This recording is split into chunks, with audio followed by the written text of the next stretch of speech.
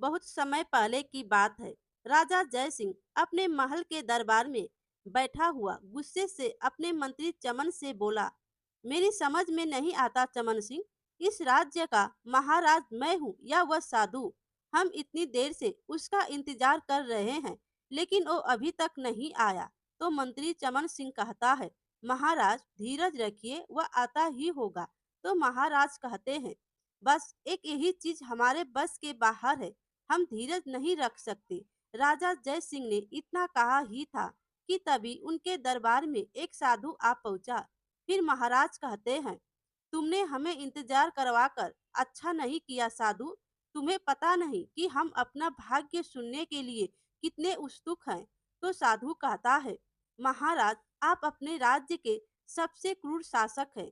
आपके अत्याचार से आपकी प्रजा बहुत ज्यादा पीड़ित है और एक अत्याचारी राज्य का भाग्य अच्छा नहीं होता। तो राजा जय सिंह कहता है, हमने यहाँ पर तुम्हें प्रवचन सुनने के लिए नहीं बुलाया, बल्कि अपना भाग्य सुनने के लिए बुलाया है।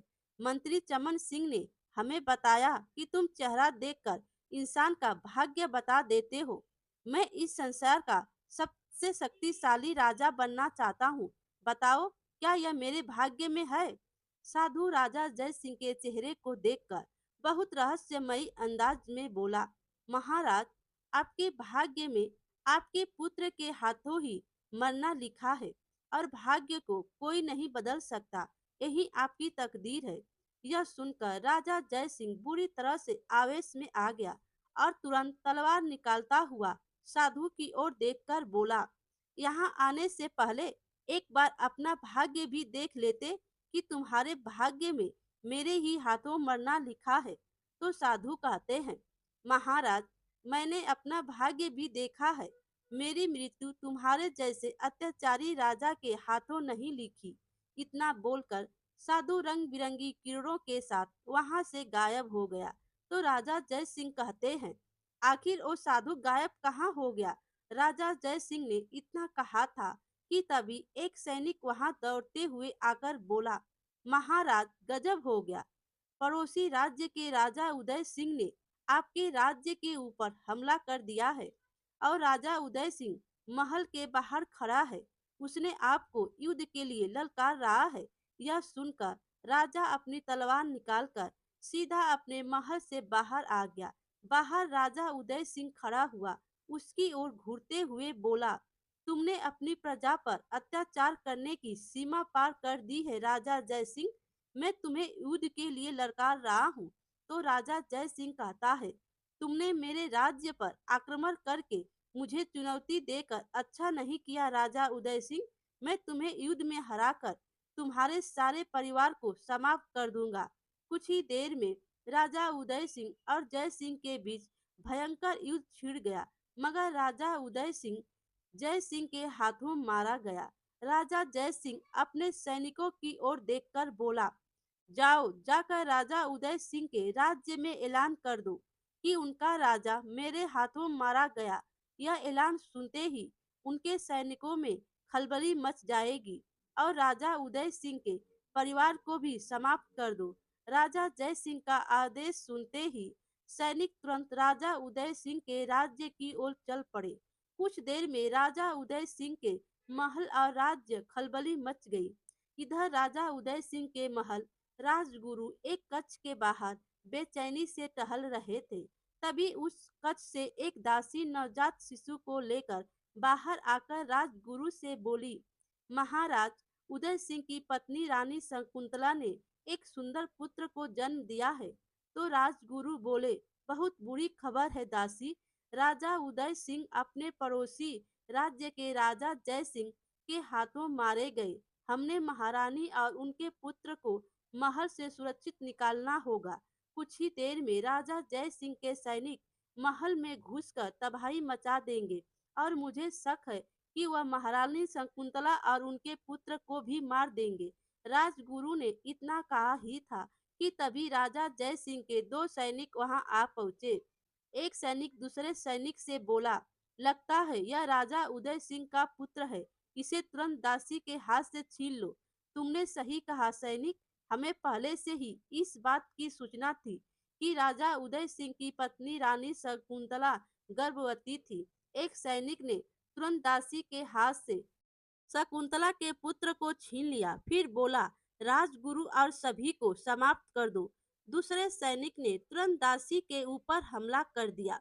राजगुरु तुरंत कक्ष के अंदर घुस गए और अंदर से कक्ष की कुंडी लगा दी और रानी शकुंतला की ओर देखकर बोले, महारानी, आपके पुत्र को राजा जय सिंह के सैनिकों ने छीन लिया है और राजा जय सिंह ने आपके पति राजा उदय सिंह को भी मार दिया। तो रानी बोली, यह आप क्या कह रहे हैं राजगुरु?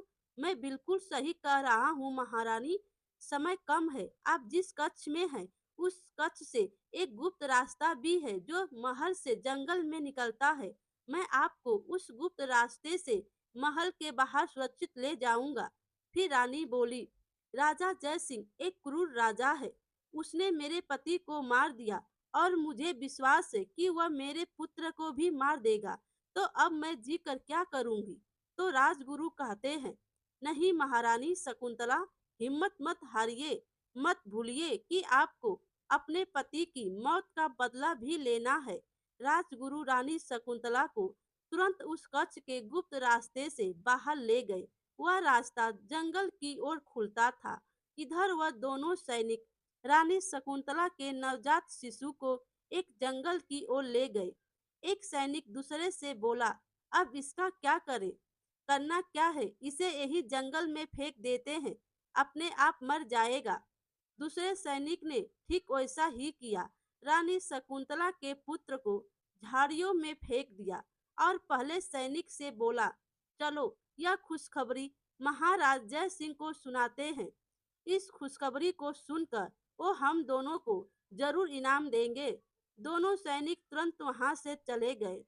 इधर राजगुरु रानी शकुंतला को जंगल में बनी एक झोपड़ी के पास ले गए। झोपड़ी के बाहर एक साधु बैठे हुए थे। तो वो बोले, क्या बात है राजगुरु, तुम यहाँ पर और तुम्हारे साथ यह कौन है? राजगुरु ने साधु को सारी घटना बताते हुए कहा, साधु महाराज, यह राजा उदय सिंह की पत्नी महारानी शकुंतला है। इनके साथ बहुत ही बुरा हुआ है। तो साधु महाराज कहते हैं, होनी को कोई नहीं टाल सकता राजगुरु। जब तक सब कुछ सही नहीं हो जाता, महारानी शकुंतला मेरे ही पास रहेंगी। मैं महारानी शकुंतला की सुरक्षा करूंगा। इतना बोलकर साधु शकुंतला की ओर देखकर बोले, निराश मत हो महारानी, भगवान के खेल भी बड़े ही निराले होते हैं। तो रानी कहती है, निराश नहीं होऊं तो और क्या करूं? साधु महाराज, पहले मेरे पति की मौत की खबर सुनी और जिस पुत्र को मैंने जन्म दिया उसे तो मैं देख भी ना सकी। तो साधु कहते हैं, चिंता मत करो महारानी शकुंतला, अगर तुम्हारी तकदीर में तुम्हारे पुत्र से मिलना लिखा होगा तो विश्वास करो, तुम उससे जरूर मिलोगी। इधर रात के समय वह दोनों सैनिक राजा जय सिंह के पास जाकर उसे कुछ बताने ही वाले थे कि राजा जय सिंह उनसे बोला, तुम दोनों अभी यहाँ से जा सकते हो। मेरी पत्नी गर्भवती है और मुझे अपने पुत्र होने का बड़ा बेसब्र से इंतजार है। वो दोनों सैनिक मुंह लटकाकर चले गए और राजा जय सिंह अपनी पत्नी के कक्ष के बाहर बेचैनी से टहलने लगे। तभी कक्ष का दरवाजा खुला और एक दासी बाहर निकलकर राजा जय सिंह से बोली, महाराज, आपका पुत्र हुआ है और आपकी पत्नी उर्मिला अभी बेहोश है। मुझे विश्वास है कि सुबह तक उन्हें होश आ जाएगा। अगर मेरा पुत्र हुआ है तो तुम्हारा मुंह क्यों लटका हुआ है? तो दासी बोली, मुझे लगता है महाराज, आप स्वयं जाकर अंदर देख लीजिए। राजा जय सिंह जैसे ही कक्ष में गया तो अपने पुत्र को देखकर वह पूरी तरह से क्रोधित हो उठा। उसने देखा कि उसका पुत्र बहुत ही बदसूरत था और उसकी पीठ पर एक बड़ा सा कुब्बर था। फिर राजा दासी से बोला, अगर यह खबर मेरे अलावा और दूसरे राज्य में फैल गई तो सभी मेरा मजाक उड़ाएंगे। राजा जय सिंह की बात सुनकर दासी कांपती हुई बोली, तो फिर आप क्या करेंगे महाराज? वही जो मुझे करना चाहिए, मैं इसको जंगल में फेंक आऊंगा। सुबह जब मेरी पत्नी को होश आए तो उससे कह देना कि उसका बच्चा मरा हुआ पैदा था, और अगर तुमने गलती से भी उसे सच्चाई बताई तो मैं तुम्हें और तुम्हारे परिवार को जीवित नहीं छोड़ूंगा। इतना बोलकर राजा जय सिंह ने अपने पुत्र को लिया और सीधा जंगल की ओर रात के अंधेरे में निकल पड़ा। जंगल पहुंचकर राजा जय सिंह अपने पुत्र को फेंकने ही वाला था कि तभी उसकी नजर दूर झाड़ियों में पड़े हुई उसी बच्चे पर पड़ी जिसे उसके ही सैनिक फेंक गए थे। उसे देखकर राजा जय सिंह कहता है, अरे यह दूसरा बच्चा किसका है? किसी का भी हो, यह बच्चा तो बड़ा सुंदर है। एक काम करता हूँ, मैं इस बच्चे को ले जाता और अपने बच्चे को यही फेंक देता हूँ और अपनी पत्नी से यही कहूंगा कि उसने एक सुंदर पुत्र को जन्म दिया है। राजा जय सिंह ने अपने पुत्र को वहीं झाड़ियों में फेंक दिया और उस राजा उदय सिंह के पुत्र को उठाकर अपने महल की ओर ले गया और अपनी पत्नी के कक्ष में जाकर दासी को बच्चा पकड़ाते हुए कहा, सुनो, यह बच्चा मुझे जंगल में मिला है। जब मेरी पत्नी को होश आ जाए तो कह देना कि उसने सुंदर पुत्र को जन्म दिया है, और तुमसे एक बार फिर कहता हूँ, अपना मुंह मत खोलना। इतना बोलकर राजा जय सिंह कक्ष से बाहर निकल गया। सुबह उसकी पत्नी को जैसे ही होश आया तभी दासी ने बोली, महारानी, आपने एक सुंदर पुत्र को जन्म दिया है। उस सुंदर बच्चे देखकर राजा जय सिंह की पत्नी मुस्कुराते हुए बोली, मेरा पुत्र तो वाकई बहुत सुंदर है। मैं इसका नाम विजय रखती हूँ। इधर जंगल में राजा उदय सिंह की पत्नी रानी शकुंतला साधु के साथ टहल रही थी कि तभी उसकी नजर झाड़ियों पर पड़ी। शकुंतला तुरंत साधु से बोली, महाराज, वो देखिए, कोई अपना बच्चा झाड़ियों में फेंक गया है। साधु उस बच्चे को उठाता है और रानी शकुंतला से बोलता है, लगता है यह बच्चा भगवान ने आपको भेंट किया है। महारानी, पता नहीं कौन से इसे यहाँ पर फेंक कर चला गया। शायद इसके माता पिता इस बच्चे की बदसूरती और इसके कुबड़ेपन को स्वीकार न कर पाए। फिर रानी कहती है, पता नहीं मेरा पुत्र जीवित बचा होगा या नहीं। तो साधु कहते हैं, रानी शकुंतला, आप इस बच्चे को पाल पोस कर बड़ा कीजिए और इसे अपने पति राजा उदय सिंह की तरह शूरवीर बनाइए। परंतु साधु महाराज, यह बच्चा तो बहुत कमजोर है। जैसे यह बड़ा होता जाएगा इसका कुबड़ा और बड़ा होता जाएगा। ये शूरवीर कैसे बन सकता है?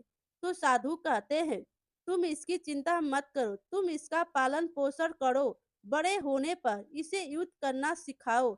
बच्चे को सुंदर कैसे बनाना है यह मैं जानता हूँ, परंतु तुम इसे कभी इसकी सच्चाई मत बताना।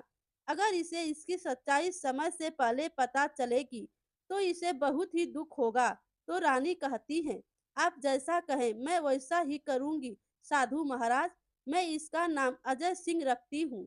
यह वीरों का वीर निकलेगा। समय ऐसे बीतने लगा और ऐसे ही 20 वर्ष बीत गए। विजय अब 20 वर्ष का सुंदर राजकुमार हो चुका था। राजा जय सिंह के राज्य में दो सैनिक एक फल वाले को बुरी तरह से पीट रहे थे। तो फल वाला कहता है, आखिर मुझे तुम दोनों क्यों पीट रहे हो?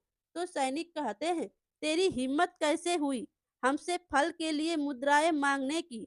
तू जानता नहीं कि हम राजा जय सिंह के सैनिक हैं? तभी वहां पर घोड़े पर सवार होकर एक युवक आ पहुंचा जिसने अपने चेहरे पर नकाब डाल रखा था। वो युवक उन दोनों सैनिकों की ओर देखकर बोला, इस लाचार फल वाले को छोड़ दो। तो सैनिक कहते हैं, ए, कौन है तू? सीधी तरह से यहाँ से चला जा बच्चे, नहीं तो बेमौत मारा जाएगा। लगता है यह वही नकाबपोश जिसने महाराज के कई सैनिक मारे हैं। अचानक उस नकाबपोश युवक ने तलवार से एक सैनिक पर वार कर दिया। वो सैनिक वहीं पर ढेर हो गया और वो नकाबपोश घोड़ा दौड़ाता हुआ सबकी नजरों से ओझल हो गया।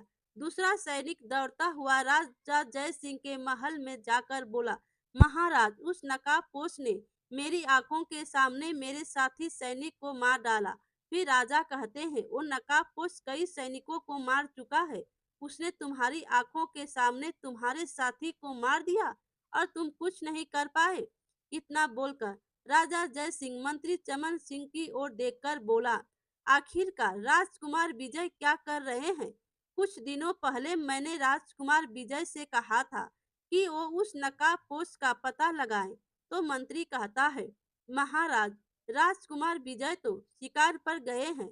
मंत्री चमन सिंह की बात सुनकर राजा जय सिंह गहरी सोच में डूबता हुआ आहिस्ता से मंत्री चमन की ओर देखकर बोला, मेरी एक बात समझ में नहीं आती मंत्री, जब जब राजकुमार विजय शिकार के लिए जाते, तब तब वही नकाबपोश राज्य में दिखाई देता है। आखिरकार इस बात का क्या रहस्य है, इसका पता लगाना बेहद आवश्यक है। इधर अजय सिंह, जिसकी परवरिश रानी शकुंतला ने की थी, आज अजय रानी शकुंतला और साधु के पास बैठा हुआ था। साधु अजय सिंह की ओर देखकर बोले, मैंने यह जादुई जड़ी बूटी तैयार कर दी है। इस जादुई जड़ी बूटी को पीकर तुम्हारा शरीर सुंदर बन जाएगा। अजय सिंह ने जैसे ही वह जड़ी बूटी पी, अचानक वो रंग बिरंगी किरणों के साथ सुंदर युवक में परिवर्तित हो गया। अजय सिंह रानी शकुंतला की ओर देखकर बोला, माँ, साधु महाराज मुझे पहले से ही सुंदर बना सकते थे, तो फिर उन्होंने पहले ऐसा क्यों नहीं किया? इस सुंदर रूप और बलिष्ठ शरीर से मैं युद्ध परीक्षण और ज्यादा अच्छी तरह से सीख सकता था। तो रानी कहती है, नहीं मेरे बेटे, कमजोरी की अवस्था में युद्ध सीखने का जो तुम्हारे अंदर आत्मविश्वास जागता था, वही आत्मविश्वास सुंदर रूप में शायद तुम्हारे अंदर नहीं जागता। अब मुझे आज्ञा दीजिए माँ, ताकि मैं अपने पिता के हत्यारे राजा जय सिंह की हत्या करके अपने पिता की मौत का बदला ले सकूं। तो रानी कहती है, मैं भी तुम्हारे साथ चलूंगी बेटा। तो अजय सिंह कहता है, ठीक है, वहां मैं राजा जय सिंह को उसके ही दरबार में युद्ध के लिए ललकारूंगा। इधर राजा जय सिंह अपने दरबार में गहरी सोच में बैठा हुआ था कि तभी एक गुप्तचरा आकर उससे बोला, महाराज, उस नकाबपोश का पता लग गया है जिसने आपकी नाक में दम कर रखा था। फिर राजा कहता है, तो फिर मुझे जल्दी से उसका नाम बताओ। मैं अभी मंत्री चमन सिंह से इसी के बारे में बात कर रहा था।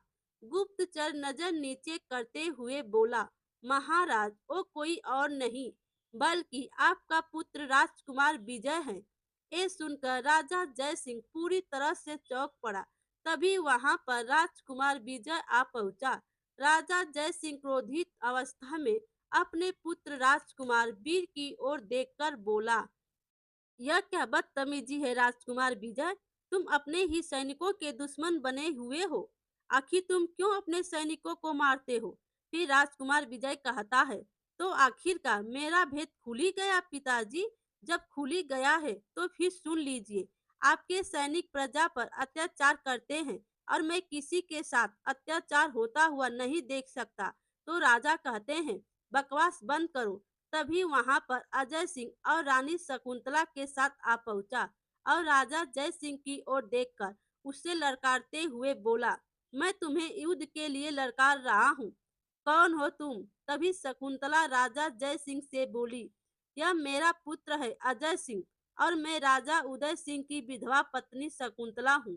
फिर राजा जय सिंह बोला, जहाँ तक मैं जानता हूँ, तो मैंने अपने सैनिकों को राजा उदय सिंह के परिवार को समाप्त करने का आदेश दिया था। तो रानी शकुंतला बोली, शायद उस समय मेरी और बेटे की किस्मत अच्छी थी। तभी राजकुमार विजय अजय सिंह की ओर देखकर बोला, ये जैसे भी हैं मेरे पिता हैं। अपने पिता की जगह युद्ध में कर लड़ूंगा। तो अजय सिंह कहता है, क्यों, तुम्हारे पिता ने क्या चूड़ियां पहन रखी है? यह सुनकर राजा जय सिंह जोश में आ गया और तुरंत तलवार निकालते हुए अजय सिंह के सामने आ पहुंचा और बोला, चूड़ियां किसने पहनी है और नहीं पहनी है, यह अभी पता लग जाएगा। कुछ ही देर में राजा जय सिंह और अजय सिंह में भयंकर युद्ध छिड़ गया। कुछ ही देर में अजय सिंह ने राजा जय सिंह को धराशाही कर दिया। राजा जय सिंह घायल अवस्था में नीचे गिर पड़ा। तभी विजय राजा जय सिंह के पास आकर बोला, पिताजी, शायद आपने जो अपनी प्रजा पर अत्याचार किए थे, यह उन्हीं का फल है। तभी रंग बिरंगी किरणों के साथ वही साधु वहां पर प्रकट हो उठा और राजा जय सिंह की ओर देखकर बोला, राजा जय सिंह, तुझे जिसने मारा है वह तेरा ही पुत्र है। साधु की बात सुनकर राजा जय सिंह, राजकुमार विजय, शकुंतला और अजय सिंह बुरी तरह से चौंक पड़े। राजा जय सिंह ने, तूने अपने सैनिकों को राजा उदय सिंह के परिवार को समाप्त करने का आदेश दिया। तेरे सैनिक राजा उदय सिंह के पुत्र को उठाकर झाड़ियों में फेंक आए और तू अपने बदसूरत पुत्र को झाड़ियों में फेंकने के लिए गया, मगर तेरी दृष्टि जिस बच्चे पर पड़ी थी वह बच्चा राजा उदय सिंह का ही पुत्र था, जिसने तेरी छत्र छाया में महल में पालन पोषण पाया। और जिस बदसूरत बच्चे को तू झाड़ियों में फेंक आया था, उस बच्चे की परवरिश राजा उदय सिंह की पत्नी शकुंतला ने की थी और एक साधु की जादुई जड़ी बूटियों ने उसे सुंदर बना दिया। देखा तूने राजा जय सिंह, विधि के लेख को कोई नहीं मिटा सकता, यही तेरी तकदीर थी। इतना बोलकर साधु रंग बिरंगी किरणों के साथ वहां से गायब हो गया और राजा जय सिंह ने दम तोड़ दिया। राजकुमार विजय अपनी माँ शकुंतला की ओर देखकर बोला, इसका मतलब आप मेरी माँ हैं? और अजय कहता है, आप मेरी माँ नहीं हैं, मैंने अपने ही पिता की हत्या कर दी। तो रानी शकुंतला कहती है, नहीं अजय सिंह, तुमने अपने पिता की नहीं बल्कि एक निर्दयी राजा की हत्या की है। फिर राजकुमार अजय सिंह कहता है, आप सही कहती हैं माँ। फिर शकुंतला कहती है, तुम दोनों मेरे बेटे हो, अब भाई भाई गले मिलो। दोनों गले लग गए और राज्य में खुशी की लहर दौड़ गई। राज्य को निर्दयी राजा से मुक्ति मिल चुकी थी। मेरे प्यारे दोस्तों, कहानी अच्छी लगी हो तो लाइक कीजिए और अपने दोस्तों में भी शेयर कीजिए और चैनल पर नए हो तो चैनल को सब्सक्राइब कीजिए। Thank you.